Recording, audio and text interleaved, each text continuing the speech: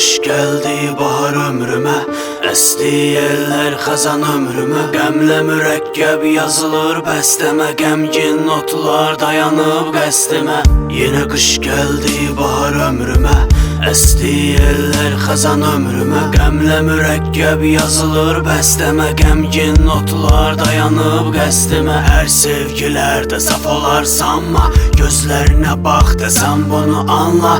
Əlləri tut və gözlərini bağla, sevdiğin insana sevgini damma. Hər sevgilərdə saf olar sanma, gözlərinə bax desəm bunu anla. Əlləri tut və gözlərini bağla, sevdiğin insana sevgini damma.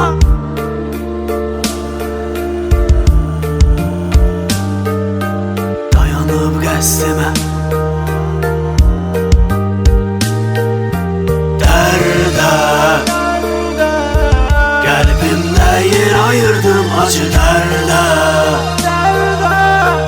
Canım yanmaz ki bil o qədər də, qəlbimdə yer ayırdım acı dərdə. Ona aldandım yenə mən bu səfər də, qəlbimdə yer ayırdım acı dərdə. Canım yanmaz ki bil o qədər də, qəlbimdə yer ayırdım acı dərdə.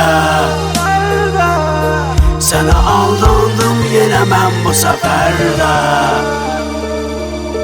qəlbimdə yer ayırdım acı dərdə.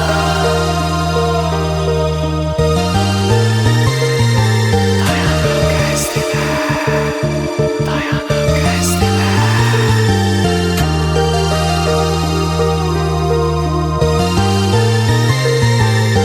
Həyatı gülüm sənin gözündə sevdim, saf gülüşdən yaranan dünyanı sevdim.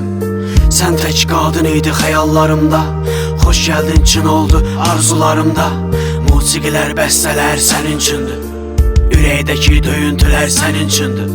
Sənin adınla açıldı səhərlərim, gəlişinlə bitdi dedim kədərlərim. Aldı səni də məndən fərqli duyğular, İçimdə məhv oldu, sındı arzular.